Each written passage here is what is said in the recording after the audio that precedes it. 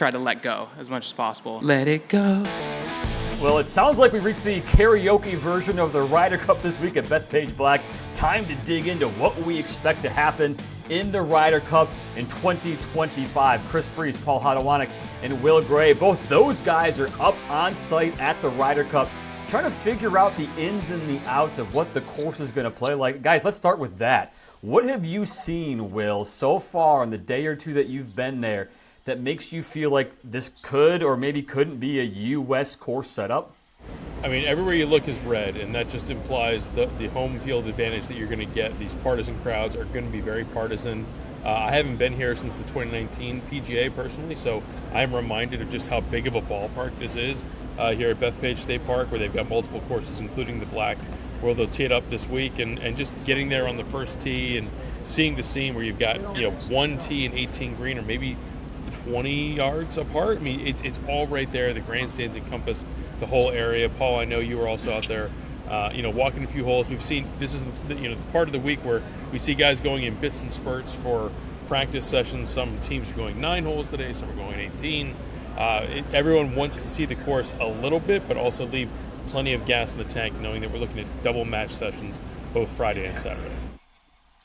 Yeah, and just from like a strictly course setup kind of discussion, I think the rough is down in comparison to that PGA pretty considerably. I was talking to one Long Island native who plays Bethpage Black pretty often. He said it's even less rough than they play it when the public's out there. So I think that's going to kind of promote driving the ball as far as possible as you want. The distance advantage, there really isn't one in between the teams, so I'm not sure that gives any early favorites to how you'd expect that to favor any teams, but I think that was one thing that stuck out. I think the greens have been decently receptive. They're firming up a bit, but with rain expected pretty heavily on Thursday and lingering throughout the week, I think it's hard to know exactly what the players are going to face on Friday and Saturday with some of that weather concern in there.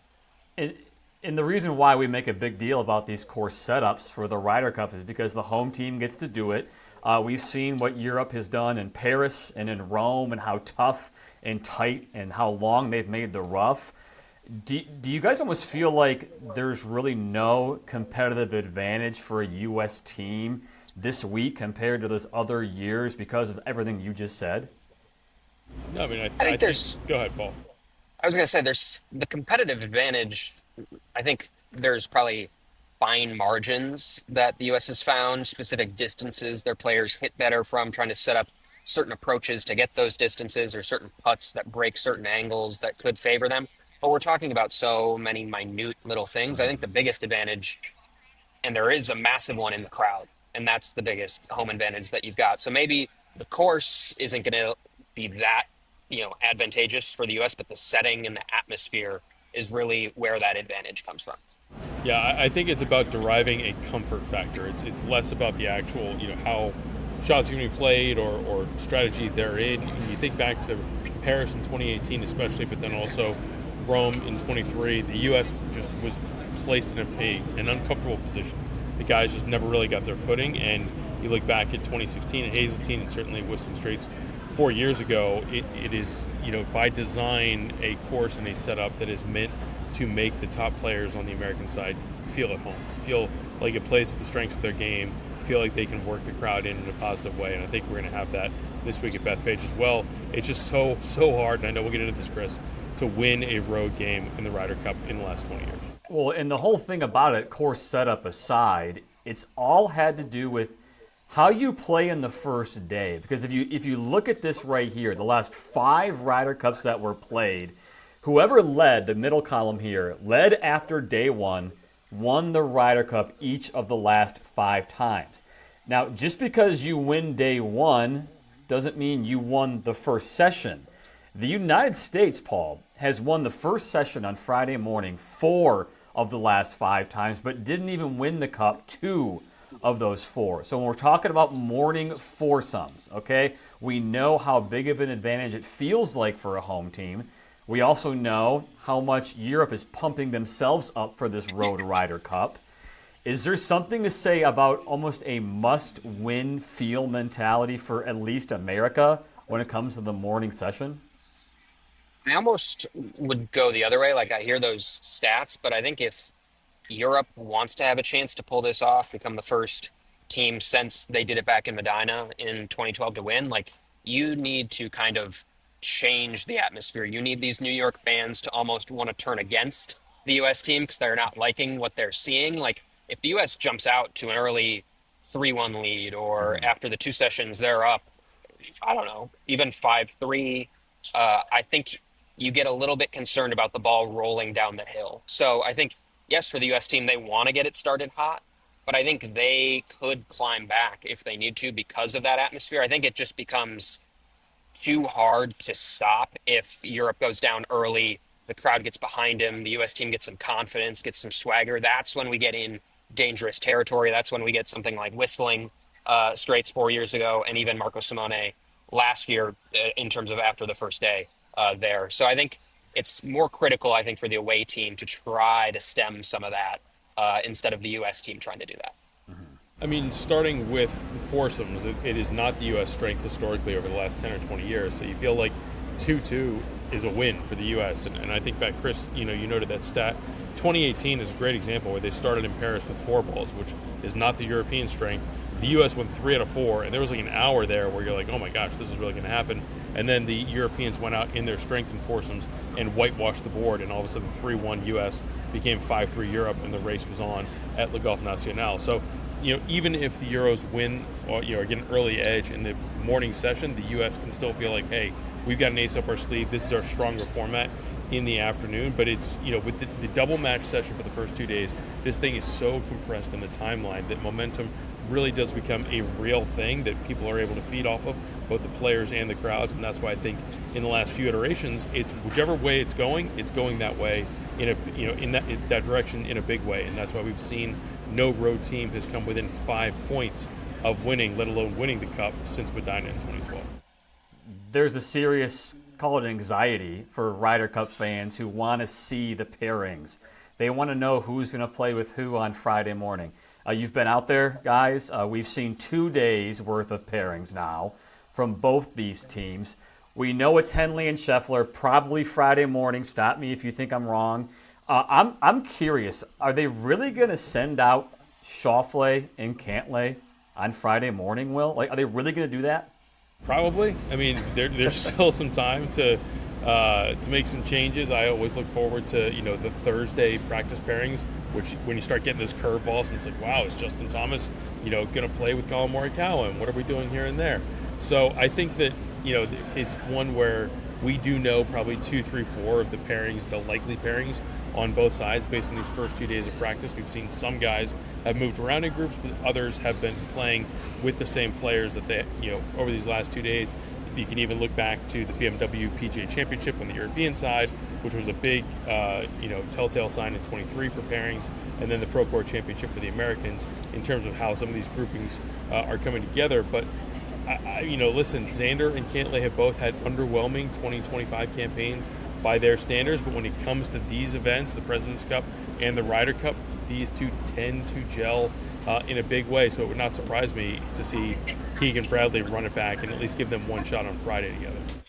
I will note that in the practice, in that Schauffele Cantlay practice pairing we've seen the last 2 days, Sam Burns has been in there both days as well, and Sam Burns is someone who played with Patrick Cantlay either at the President's Cup or the Ryder Cup. I can't remember exactly which one now off the top of my head. So there is experience of those two playing together. So I think if there was a curveball and we saw them split, Sam Burns would be an ideal pairing for Patrick Cantlay, and with Scotty Scheffler seemingly and Russell Henley seeming like a pair that's really not going to be broken up much at all this week, you're trying to find a spot for who could Sam Burns possibly play with. And so I think Patrick Cantlay would be a prime contender, maybe in 4-ball if you still want to stick with Schauffele and Cantlay in foursomes. So that, I think, could be the one thing that pushes us away from that Schauffele-Cantlay pairing again. We're going to put up the numbers of top markets, top U.S. point scores here. I'm not going to ask you guys to make some picks about who's going to be the top scorer. Let's talk about who we expect to do well on this U.S. team. If you think Scotty's going to do well, is it the veterans that need to play well? Is it rookies who need to step up? Paul, what was your gut reaction on who needs to play the best if the U.S. is going to win? It's weird. My gut goes to Scotty, but actually, in an article that was on PGATour.com published on Tuesday, it's really striking that the best player on the Ryder Cup team hasn't been that great in the last since 1999. The Hmm. top ranked player on either team, whoever that is, only wins 38% of their matches. So teams have been able to get by without their best player playing that well, and I think that speaks to the depth that you need on these teams. And so my eye kind of goes to a couple. I wouldn't necessarily say slumping for some of them, but Justin Thomas has played so-so in the last few months. Colin Morikawa has not played very well. So if I'm looking at a U.S. centric side, it's a pair of guys that you would expect to be veteran leaders. You would expect to be workhorses for Keegan Bradley. But if they don't show form early in the week, that's where does Bradley have to pivot to some of the rookies. And so Thomas and Morikawa are the guys I'm looking at. Are they sending them off in the early wave on Friday, and are they playing well? If they are, I think those kind of are the turning points for the U.S. team. If they're not playing well, and suddenly you do have to rely on some of those rookies to carry more of a burden, that's when I would start to get some pause and some angst if I'm a U.S. fan about how this could go at Bethpage. I mean, Paul's got two names. I'll just take one of them. I think a lot of this hinges on Justin Thomas and what he does as the veteran presence on this team. This is the first time since 2012 we don't have Jordan Spieth on a U.S. Ryder Cup team. So JT is essentially the elder statesman at this point in Keegan Bradley's team room. He's much more fiery, much more emotional on this stage than Colin Morikawa is for the most part. I mean, Morikawa could go off now after I say that, but I just think that I would expect him to be in those morning sessions on Friday. I would expect him to have potentially one or two different pairing options. But if I'm Keegan Bradley and I'm making a road to 14.5 points, I feel like I need at least 2.5 or 3 out of JT. And I would be surprised if he plays fewer than 4 matches. I don't know that he's necessarily going to go 5. I feel like Rory and John Rahm on the European side are more predictable to potentially go 5 than on the American side. But I really think that in a world where Scotty Scheffler is batting 500 in the Ryder Cup and historically hasn't been as good of a closer in these match play settings as he is in stroke play settings as an individual, I think JT could be the fulcrum for the U.S. side if they're going to win. If we're sticking with the pods for the most part, is it JT and Bryson? Is it JT and Griffin? I think you What can is see it? both. I think you can see both of those, and maybe it's 1 in foursomes and 1 in 4 balls, or 1 for Friday and 1 for Saturday. But I do think that there's a little bit of flexibility in terms of who Justin Thomas can pair with and still have some success. So while I agree with both of you that Scheffler Henley feels like a lock, there might be a little bit more flexibility on JT, knowing he's still going to be another high volume guy for the Americans.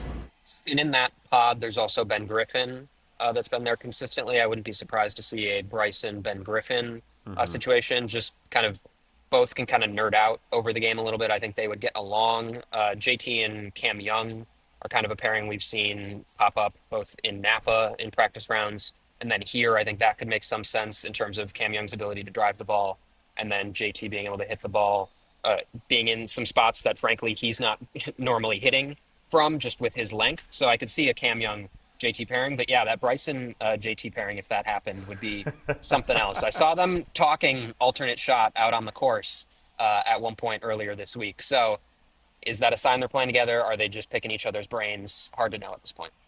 Put them out Friday first. It could go really well. It could go really poorly. That's why you love the anxiety of the Ryder Cup. Let's go to Europe now. We know usually what we get from Rory in these scenes.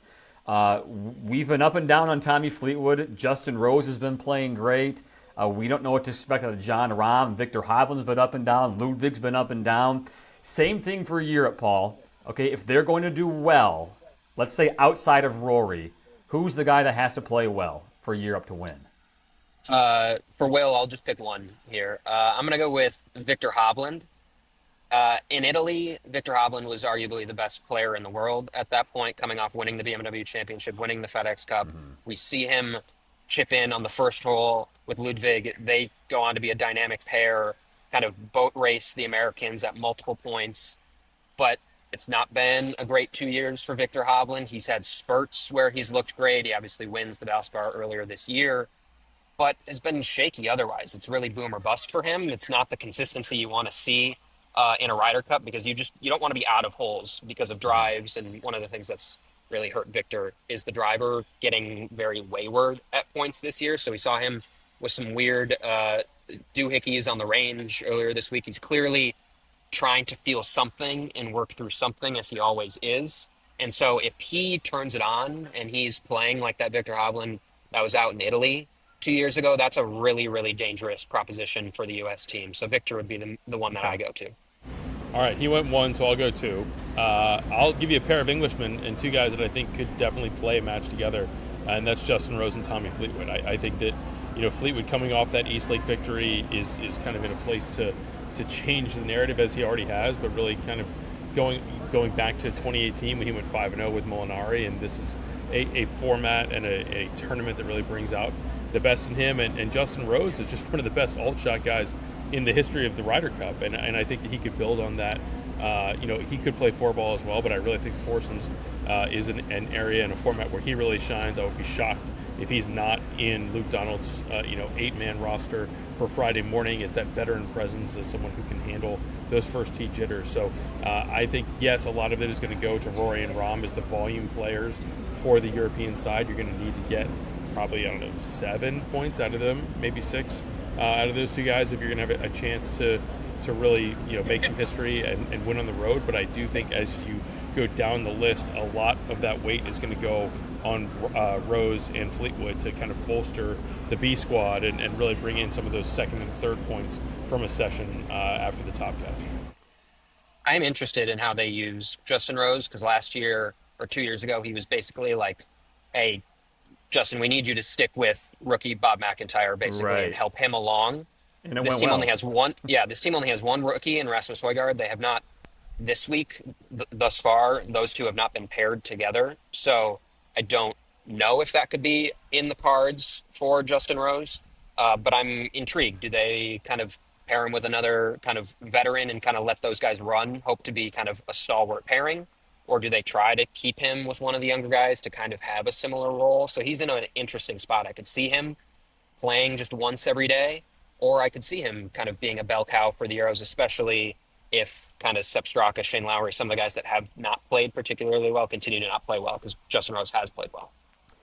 Let's go to captain's picks. We've already talked. Rahm might need a big week. JT might need a big week. But you guys realize that a lot of things that we don't realize about the Ryder Cup are the captain's picks and the rookies in specific playing well and rising up to the occasion and getting that extra point or two, which means everything to their team.